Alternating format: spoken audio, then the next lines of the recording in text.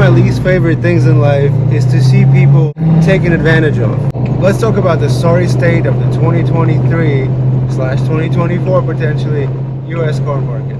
As someone who works in finance and someone who helps people manage their finances, manage their money, manage their savings, I thought it would be right give you some of my own thoughts and opinions and maybe help you out in the long run.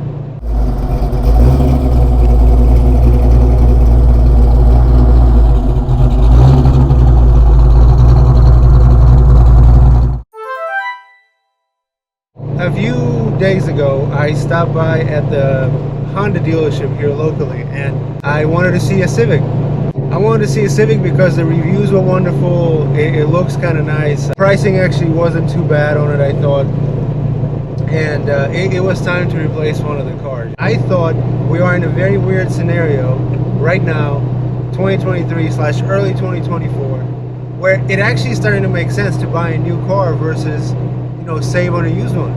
And the reason why I say that is because the used car prices, while they have subdued substantially over the last few months, I think the overall drop is around 20%. So used cars are getting cheaper. However, they are still not at a level where it makes sense to actually purchase one, in my opinion.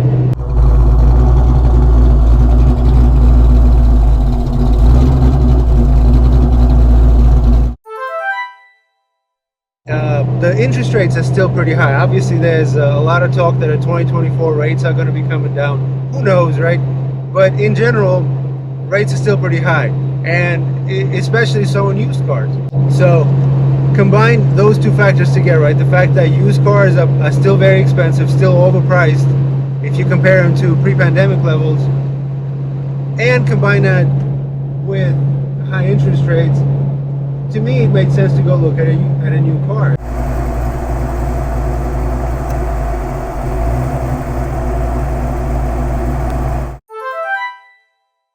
Then I noticed a couple of things, and this is why I want folks to be really, really careful when they're making decisions around buying a vehicle right now.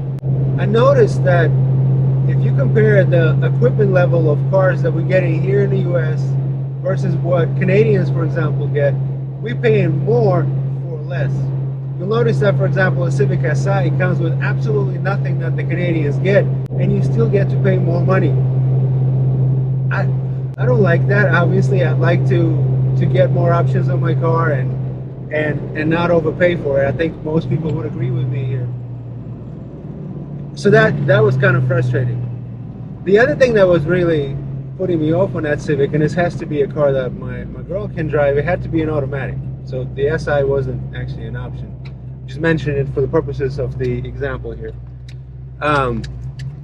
Other thing that I did not like is a CVT, and I know maybe CVTs are more reliable than they used to be and whatever, but if I had my choice, I would obviously get a regular automatic transmission car. They have a track record of reliability. You could actually shift them. It's not a simulated shift or whatever. Anyway, so it had a CVT, and not only did it have a CVT, the CVT was built in Mexico. Pay attention to the sticker, folks.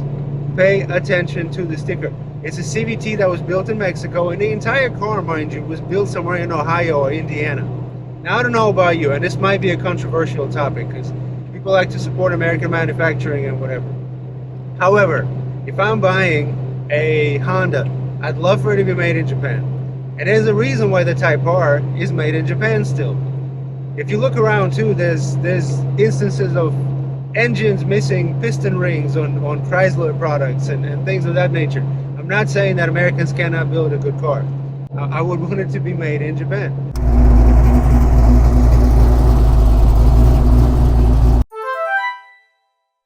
So where do we find ourselves? We find ourselves, I think, in a position where it's important for people to vote. And I don't mean go to the poll, to the voting booth and cast their vote.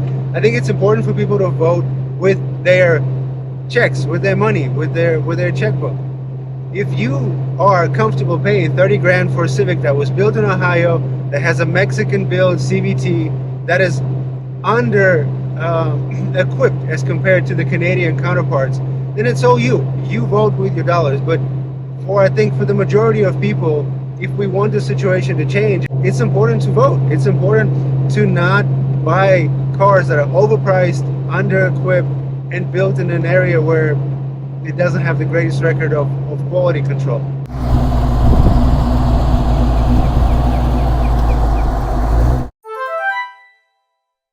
Now, obviously this is an opinion and you may feel completely different, you may get angry about this, it's up to you. Just be careful, read, do a little bit of research, Google CVT overall reliability versus automatic cars. Anyways, I'll finish this up by saying, again, Happy New Year, be smart with your money, do your research, look at the sticker, negotiate, and if you're not ready to put down money on something that doesn't seem right, then you're probably in a good position to wait and still potentially explore something used, or just keep your old car running.